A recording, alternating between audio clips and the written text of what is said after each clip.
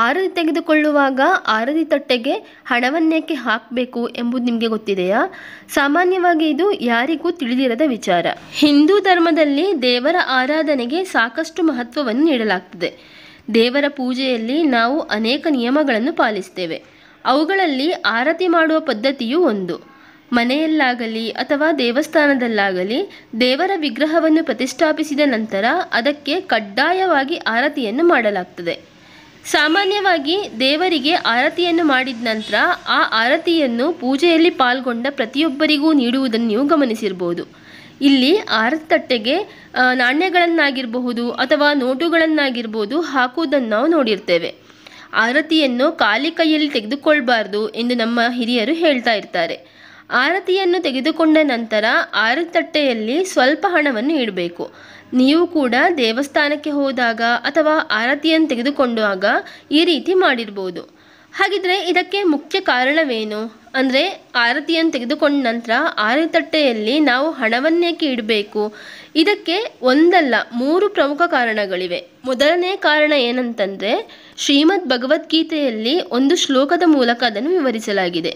ದಾತವ್ಯಮಿತಿ ಯದ್ದಾನಂ ದೀಯತೇನುಪಕಾರಿಣೆ ದೇಶೇ ಕಾಲೇ ಚ ಪಾತ್ರೇ ಚ ತದ್ದಾನಂ ಸಾತ್ವಿಕಂ ಸ್ಮೃತಂ. ಅಂದರೆ ದಾನ ಮಾಡುವುದು ಕರ್ತವ್ಯ. ದಾನಕ್ಕೆ ಯೋಗ್ಯವಾದ ಸಮಯವನ್ನು ಮತ್ತು ವ್ಯಕ್ತಿಯನ್ನು ನೋಡಿಕೊಂಡು ದಾನ ಮಾಡಬೇಕು. ದಾನ ಮಾಡಿದ ನಂತರ ಯಾರಿಂದಲೂ ಪರಸ್ಪರ ಪ್ರತಿಫಲವನ್ನು ನಿರೀಕ್ಷಿಸಬಾರ್ದು. ಅದೇ ದಾನವನ್ನು ಸಾತ್ವಿಕ ದಾನವೆಂದು ಪರಿಗಣಿಸಲಾಗ್ತದೆ ಎಂಬುದು ಈ ಶ್ಲೋಕದ ಅರ್ಥವಾಗಿದೆ. ಹಿಂದೂ ಧರ್ಮದಲ್ಲಿ ದಾನ ಮಾಡುವ ಪದ್ಧತಿ ಅಥವಾ ಸಂಪ್ರದಾಯವು ಶತಮಾನಗಳಿಂದಲೂ ಇದೆ. ಯಾವಾಗಲೂ ದಾನವನ್ನು ನಾವು ದಾನ ಪಡೆದುಕೊಳ್ಳಲು ಯೋಗ್ಯರಾದವರಿಗೆ ಮಾತ್ರ ಮಾಡಬೇಕು. ದೇವಸ್ಥಾನದಲ್ಲಿ ಅರ್ಚಕರು ತಮ್ಮ ಸಂಪೂರ್ಣ ಸಮಯವನ್ನು ದೇವರ ಆರಾಧನೆಯಲ್ಲಿ, ಮಂತ್ರಗಳ ಪಠಣೆಯಲ್ಲಿ, ದೇವರ ಸೇವೆಯಲ್ಲಿ ಭಕ್ತಿಯಿಂದ ಕಳೀತಾರೆ. ಅರ್ಚಕರು ನಮಗಾಗಿ ಪೂಜೆಯನ್ನು ಮಾಡ್ತಾರೆ. ಅವರು ನಮಗಾಗಿ ಮಾಡಿದ ಪೂಜೆಯ ಫಲ ಸಿಗಬೇಕು ಅಂದರೆ ಪೂಜೆಯ ನಂತರ ಆರತಿ ತಟ್ಟೆಗೆ ಹಣವನ್ನು ಹಾಕಬೇಕೆನ್ನುವುದು ಮೊದಲ ಕಾರಣವಾಗಿದೆ.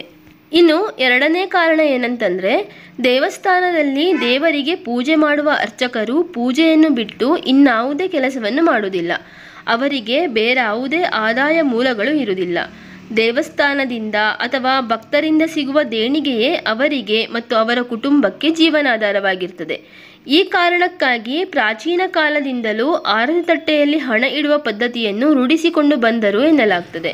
ಹಾಗೆಯೇ ಮೂರನೇ ಕಾರಣ ಏನಂತಂದರೆ, ಆರತಿ ತಟ್ಟೆಯಲ್ಲಿ ಹಣ ಇಡುವ ಸಂಪ್ರದಾಯವನ್ನು ತಾಯಿ ಹಸುವಿನ ಸೇವೆಗಾಗಿ ಮಾಡಲಾಗಿದೆ ಎನ್ನುವ ಪ್ರತೀತಿಯೂ ಇದೆ. ಇದರ ಪ್ರಕಾರ ಆರತಿ ತಟ್ಟೆಯಲ್ಲಿ ಸಂಗ್ರಹಿಸಿದ ಹಣವನ್ನು ಗೋಮಾತೆಯ ಸೇವೆಗೆ ಬಳಸಬೇಕು. ಹಿಂದೆ ಅನೇಕ ದೇವಾಲಯಗಳಲ್ಲಿ ಗೋಶಾಲೆಯನ್ನು ನಡೆಸಲಾಗ್ತಾ ಇತ್ತು. ಅಲ್ಲಿ ಗೋವುಗಳ ಸೇವೆಯನ್ನು ಮಾಡಲಾಗ್ತಾ ಇತ್ತು.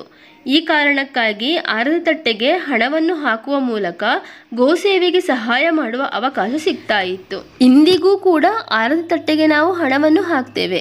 ಆದರೆ ಕೆಲವರು ಇದರ ಹಿಂದಿನ ಕಾರಣವನ್ನು ತಿಳಿದು ಆರತಿ ತಟ್ಟೆಗೆ ಹಣವನ್ನು ಹಾಕಿದರೆ, ಇನ್ನು ಕೆಲವರು ಇದರ ಹಿಂದಿನ ಕಾರಣವನ್ನು ತಿಳಿಯದೆ ಎಲ್ಲರೂ ಹಾಕ್ತಾರಲ್ವಾ, ನಾವು ಹಾಕಬೇಕು ಅಂತೇಳಿ ಹಾಕ್ತಾರೆ.